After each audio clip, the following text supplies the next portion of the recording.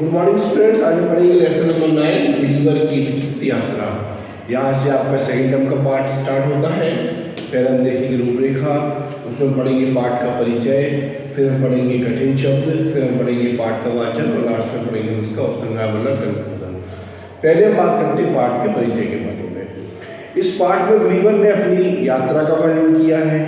Gulliver ने हिम्मत और अपने साहस से लिलीपुट वासियों का सामना भी किया और उनकी मदद भी की। गुलिवर की यह यात्रा बहुत अद्भुत थी। गुलिवर को लिलीपुट वासियों के साथ एक अलग अनुभव भी प्राप्त हुआ। अब हम पढ़ेंगे इसका उपसंहार। चैप्टर 9 गुलिवर की विचित्र यात्रा। कुछ हार्डवर्ड्स दिए इसमें: द्वीप समूह, चकनाचूर, बालिस्त, विशैली, लिलीपुट, फ्लेफस्कू, मुक्ति, जिम्मेदारी, अद्भुत, शक्तिशाली। मैं एक जहाज़ पर नौकरी करता था। मैं कौन? गुलिवर। जहाज़ पर नौकरी करते हुए मैंने कई लंबी लंबी यात्राएं की। आप जानते हैं कि जो जहाज़ पर नौकरी करता है तो उसको एक देश से दूसरे देश, एक शहर से दूसरे शहर जाना पड़ता है। एक बार दक्षिणी सागर से पूर्वी द्वीप समूह की ओर जाते हुए हमारा जहाज़ तूफान में फंसकर चकनाचूर हो गया। सौभाग्य से मैं तैरकर किनारे पर आ गया और थककर वहीं लेट गया। एक बार क्या हुआ, जब गुलिवर का जहाज़ दक्षिणी सागर से पूर्वी द्वीप समूह की ओर जा रहा था तो उसका जो जहाज़ था वह तूफान में फंस गया था और चकनाचूर हो गया। किस्मत से क्या हुआ, वह तैरकर एक किनारे पर आ गया और थक गया और वहीं पर लेट गया। हम जानते हैं कि समुद्र में तैरना बहुत कठिन काम होता है। जब मेरी नींद खुली तो मैंने अपने आप को पतले पतले धागों से बंधा पाया। मैं आश्चर्य में पड़ा सोच रहा था कि कोई चीज़ मेरे पैरों पर रेंगती रेंगती मेरी छाती पर आ खड़ी हुई।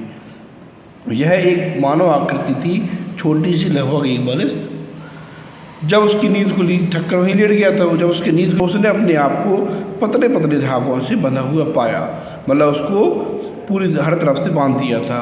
और वह आश्चर्य पड़ा सोच रहा था कि कोई चीज़ मेरे पैरों पर रेंगती, मतलब होता चलना या चलती हुई, उसकी छाती पर आकर खड़ी हो गई।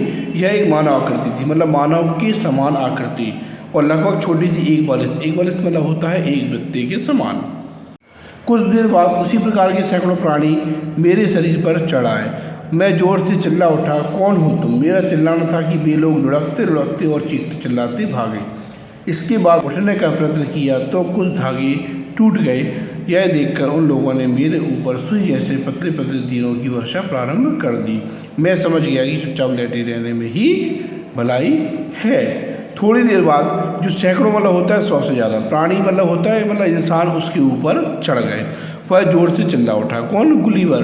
कौन हो? तो उसने पूछा। गुलिवर का चिल्लाना था कि जो लोग उसके ऊपर चढ़े थे वो लुढ़कते फुड़कते वहाँ से चीखते चिल्लाते भाग गए। इसके बाद उसने उड़ने का प्रयास किया, कोशिश की गुलिवर ने, तो कुछ धागे तो टूट गए थे, लेकिन यह देखकर उन लोगों ने, कौन ने? लिलीपुट वासियों ने सुई जैसे पतले पतले तीरों की वर्षा प्रारंभ कर दी और वो समझ गया कि चुपचाप लेटे रहने भलाई है। फिर वह उसने हिलना डुलना बंद कर दिया, वह चुपचाप लेटा रहा। अब उन अद्भुत प्राणियों ने तीर बरसाना बंद कर दिया। उनमें से एक कुछ दूर ऊंचाई पर खड़े होकर जोर जोर से चिल्लाकर कुछ कहने लगा। मैंने हाथ हिलाकर उसे समझाने का प्रयत्न किया कि मैं उनकी भाषा नहीं समझता।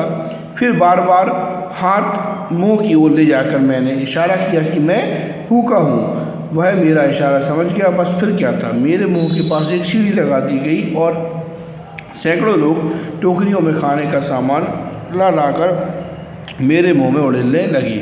जब पानी पीने का इशारा किया तो उन्होंने कई पीपे मुंह में उड़ेल दिए। उन्हें हैरानी हो रही थी कि मेरा पेट हैक हुआ। थोड़ी देर में ही पलकें भारी हो गई और मैं गहरी नींद में सो गया। अब जो थे अद्भुत प्राणी, मतलब जो लिलीपुट वासी थे, उन्होंने तीर बरसाना बंद कर दिया। क्यों? क्योंकि गुलिवर चुपचाप लेट गया था। उनमें से कुछ दूरी पर या कुछ ऊंचाई पर खड़े होकर एक जोर जोर से चिल्लाकर कुछ कहने लगा, लेकिन दोनों एक दूसरे की भाषा से अज्ञान थे। दोनों एक दूसरे की भाषा को नहीं समझते थे। मैंने हाथ हिलाकर उन्हें समझाने का प्रयत्न किया कि मैं उनकी भाषा या उनकी बोली को नहीं जानता। फिर बार बार अपना हाथ मुंह की ओर ले जाकर मैंने इशारा किया, उनको समझाया कि मुझे भूख लगी है, मैं भूखा हूँ। वह मेरा इशारा समझ गया। फिर क्या था, मेरे मुंह के पास एक सीढ़ी लगा दी गई और सैकड़ों मतलब 100 से ज़्यादा टोकरियों में खाने का सामान ला लाकर वह मेरे मुंह में उड़ेलने लगी, डालने लगी। फिर मैंने पानी का इशारा किया तो उन्होंने कई पानी के पीपे मेरे मुंह में उड़ेल दिए, डाल दिए। उन्हें हैरानी हो रही थी मेरा पेट यह क्यों हुआ, क्योंकि उनके खाने से गुलीवर का पेट नहीं भरा रहा था। थोड़ी देर में ही जितना उसका पेट भराया उसकी पलकें भारी हो गई और फिर वह गहरी नींद में गुलीवर वापस सो गया। खड़ खड़ खड़ की आवाज़ से जब मेरी नींद टूटी तो यह देखकर मैं हैरान रह गया था कि एक गाड़ी में मुझे कहीं ले जाया जा रहा था। उन छोटे छोटे लोगों की एक विशाल भीड़ हथियार लिए मेरे दाएं बाएं चल रही थी। मैं समझ गया कि मुझे कैद कर लिया गया है। वे मुझे अपने राज्य की राजधानी में ले गए। मेरे वहां पहुंचते ही लिलीपुट वासियों की एक विशाल भीड़ मुझे देखने के लिए उमड़ पड़ी। मेरे पहाड़ जैसे शरीर को देखकर सब लोग हैरान थे।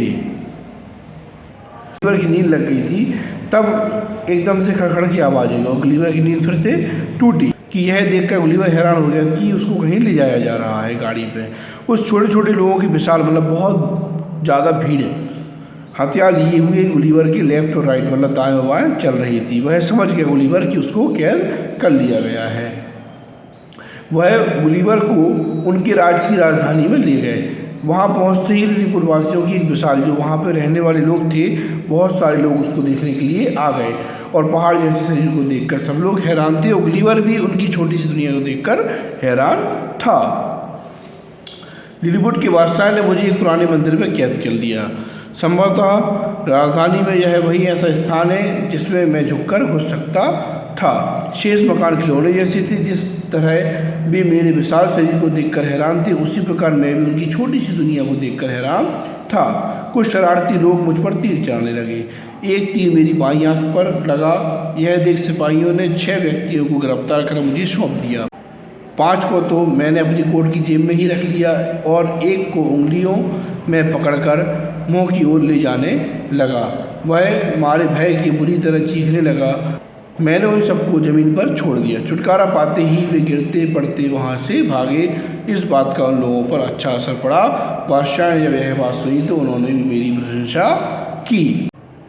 लिलीपुट के जो राजा थे बादशाह थे उन्होंने गुलीवर को एक पुराने मंदिर में कैद कर लिया गया और वह जो मंदिर था उस राजधानी का सबसे बड़ा मंदिर था जिसमें जो गुलीवर था झुककर जा सकता था। शेष मकान तो बिल्कुल खिलौने जैसे थे छोटे छोटे। जिस तरह वे विशाल शरीर को देखकर हैरान थे उसी प्रकार गुलीवर भी उनकी छोटी सी दुनिया को देखकर बहुत ज़्यादा हैरान था। कुछ उद्यमी लोग थे शरारती लोग थे तो गुलीवर पर जानबूझकर तीर चलाने लगे। एक तीर गुलीवर की बाईं आंख पर भी लग गया था। यह देखकर सिपाहियों ने 6 लोगों को गुलीवर को सौंप दिया और गुलीवर ने 5 को तो अपनी कोट की जेब में रख लिया और एक को उंगली में पकड़कर मुंह की ओर ले जाने लगा। वह भय के मारे चीखने लगा। कौन? जिसको गुलीवर अपनी मुंह की ओर ले जा रहा था। मैंने उन सबको फिर ज़मीन पर छोड़ दिया। जो 6 लोग थे वो गिरते पड़ते यहाँ वहाँ भाग गए। इस बात पर उन लोगों का अच्छा असर पड़ा। बादशाह ने जब यह सुना कि गुलीवर ने उनको नुकसान नहीं पहुँचाया तो उन्होंने भी गुलीवर की बहुत ज़्यादा प्रशंसा की। राजदरबार के कुछ व्यक्ति मेरे भोजन पानी के खर्च को लेकर सोचने लगे कि इससे देश में अकाल पड़ जाएगा। वे विषैले तीरों से मेरी हत्या कर देना चाहते थे, परंतु सौभाग्य से बादशाह उनकी बातों में नहीं आया। उसने मेरे भोजन पानी की सारी जिम्मेदारी अपने ऊपर ले ली और 6 विद्वानों को मुझे उस देश की भाषा सिखाने के लिए रख दिया। कुछ दिनों में मैंने उन लोगों की भाषा भी सीख ली। मेरे स्वभाव और व्यवहार से वे लोग बहुत ज़्यादा खुश थे। अब वे निडर होकर मेरे पास आते। कभी वे सिर पर उछलते कूदते, कभी नाचे नचते। बच्चे तो मेरे बालों के साथ आग में चोनी खेलते। इस तरह मैं सबका खिलौना बना हुआ था। राजदरबार के जो कुछ व्यक्ति थे, कुछ लोग थे जो गुलीवर के भोजन पानी को देखकर बहुत ज़्यादा सोचने लगे कि गुलीवर रोज इतना खाएगा तो देश में क्या हो जाएगा, अकाल पड़ जाएगा, सब कुछ खत्म हो जाएगा। वे जहरीले तीरों से, विषैले तीरों से गुलीवर को मारना चाहते थे, किंतु किस्मत से बादशाह उनकी बातों में नहीं आए और भोजन पानी की जिम्मेदारी थी। बादशाह ने कहा मैं अपने ऊपर लेता हूँ और 6 विद्वानों को जो वहाँ उस देश के 6 होशियार लोग थे उनको उस देश की भाषा सिखाने के लिए रख दिया कि गुलीवर को आपको उस देश की भाषा को सिखाना है। कुछ दिनों बाद मैंने भी मतलब गुलीवर ने उनकी भाषा को सीख लिया। गुलीवर के स्वभाव और व्यवहार से वे लोग बहुत ज़्यादा खुश थे क्योंकि गुलीवर उनको नुकसान नहीं पहुंचा रहा था। अब वे निडर होकर गुलीवर के पास आ जाते थे। वे लोग सिर पर उछलते कूदते थे, कभी नाचने लगते थे गुलीवर को देखकर। बच्चे गुलीवर के बालों से आँख मचौली भी खेलते थे। इस तरह गुलीवर सबका क्या था, खिलौना बन गया था। एक दिन मैंने बादशाह से अपनी मुक्ति के लिए प्रार्थना की। उसने मुझे इस शर्तों पर मुक्त करना स्वीकार किया कि मैं बादशाह की आज्ञा के बिना कहीं नहीं जा सकूंगा और किसी देश से युद्ध छिड़ जाने पर मैं लिलीपुट वासियों की सहायता करूंगा। कुछ दिनों बाद मुझे ज्ञात हुआ कि पड़ोसी देश बिलिफुस्कू के बादशाह ने एक शक्तिशाली जहाजी बेड़ा तैयार कर लिया है और वह लिलीपुट पर चढ़ाई करने का अवसर देख रहा है। शर्त के अनुसार मैंने उन लोगों की सहायता करने की एक योजना बनाई। एक दिन फिर क्या हुआ, घूमते घूमते जब वो गया तो बादशाह से उसने कहा कि मुझे बादशाह मुक्त कर दीजिए, अब आज़ाद कर दीजिए। उसने प्रार्थना की। बादशाह ने कुछ शर्तें रखी और उसको मुक्त करना स्वीकार किया। मैं बादशाह की आज्ञा के बिना कहीं नहीं जा सकूंगा। बादशाह ने उससे बोला कि तुम मेरी आज्ञा के बिना कहीं नहीं जाओगे, किसी देश से युद्ध छिड़ जाने पर लिलीपुट वासियों की सहायता करोगे। तो बादशाह ने उससे ये शर्त रखी। तो उसने कहा ठीक है, मैं आपकी शर्त को मानता हूँ। कुछ दिनों बाद उसको क्या हुआ कि पड़ोसी देश मतलब उसकी जो लिलीपुट के पास एक जो देश था उसका नाम था बिलिफुस्कू। वहाँ का जो राजा था एक शक्तिशाली जहाजी बेड़ा तैयार उसने कर लिया था। काय के लिए कर लिया था? लिलीपुट पर आक्रमण करने के लिए। और वह चढ़ाई का अवसर ढूंढ रहा था, देख रहा था कि लिलीपुट पर कब चढ़ाई की जाए। शर्त के अनुसार गुलिवर ने उन लोगों की सहायता करने की एक योजना, एक प्लानिंग की। कुछ रस्सियाँ और कांटे लेकर मैं बिलिफुस्कू की खाड़ी की ओर चल दिया। यह खाड़ी मेरे लिए विशेष गहरी न थी, पर उन लोगों के लिए महासागर से कम न थी। मैंने खाड़ी में घुसकर वहां खड़े सब जहाज़ों को कांटों में फंसा लिया और उन्हें खींचता खींचता लिलीपुट की ओर चल दिया। बिलिफुस्कू के सैनिक मेरे ऊपर तीर बरसाने लगे, पर चश्मे और चमड़े की कोट के कारण उनके तीर मेरा कुछ न बिगाड़ सके।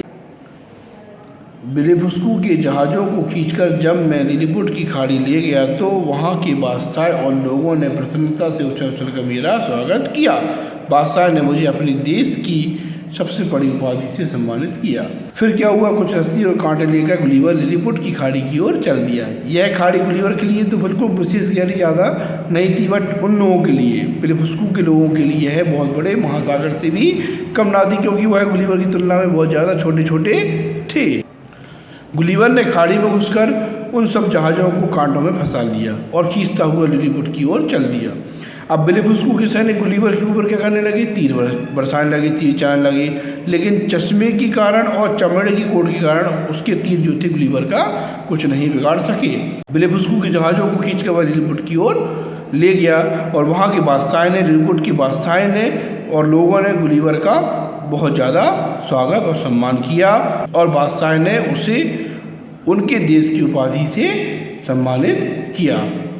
एक दिन मैं लिलीपुट की खाड़ी के किनारे घूमता घूमता दूर जा निकला। वहाँ मुझे पानी में बड़ा तख्ता तैरता दिखाई दिया। ध्यान से देखने पर ज्ञात हुआ कि वह एक उल्टी नाव थी। उसे देखकर मैं खुशी से नाच उठा। कुछ दिनों बाद मैंने बादशाह से अपने देश जाने की आज्ञा मांगी। उन्होंने मुझे बड़े प्रेम से विदा किया और बहुत सी भोजन सामग्री मेरी नाव पर लदवा दी। सौभाग्य से रास्ते में एक जहाज़ दिखाई दिया। यह देख मेरी प्रसन्नता का कोई ठिकाना ना रहा। जहाज़ के नाविकों ने मुझे ऊपर की ओर ले लिया। यह मेरे ही देश का जहाज़ था। एक दिन गुलिवर घूमता घूमता खाड़ी के दूर जा निकला। वहाँ गुलिवर को पानी में एक उल्टा तैरता तख्ता वाला लकड़ी का टुकड़ा दिखाई दिया। उसने गौर से देखा तो यह एक उल्टी नाव थी। यदि नाव को अपन उल्टी कर देंगे तो वह एक लकड़ी का हमको तख्ता, लकड़ी का टुकड़ा समझ में आएगा। उसे देखकर गुलिवर बहुत ज़्यादा खुश हो गया, प्रसन्न हो गया। कुछ दिनों बाद गुलिवर ने बादशाह से कहा मुझे अपने देश वापस जाना है। उसने अपने देश जाने की आज्ञा मांगी तो उन्होंने गुलिवर को बड़े प्रेम से विदा कर दिया और बहुत से खाने का सामान उसकी नाव पर रखवा दिया। किस्मत से रास्ते में उसे एक जहाज़ दिखाई दिया था और यह जो जहाज़ था उसी के देश का ही था। तो उसकी खुशी का कोई ठिकाना नहीं रहा और जब वो जहाज़ के पास पहुंचा तो जहाज़ के नाविकों ने उसे ऊपर की ओर ले लिया। वह अपने देश वापस चला गया। अब हम पढ़ेंगे इस पाठ का उपसंहार मतलब कंक्लूजन। इस पाठ से हमें यह शिक्षा मिलती है कि हमें कभी भी किसी को छोटा नहीं समझना चाहिए, क्योंकि हर छोटी से छोटी वस्तु या व्यक्ति का महत्व होता है। हमें हमेशा बिना स्वार्थ के सभी लोगों की मदद या सहायता करनी चाहिए एवं सभी के कार्यों को मन लगाकर करना चाहिए। ये था इस पाठ का उपसंहार। आई होप आपको समझ में आ गया हो। धन्यवाद।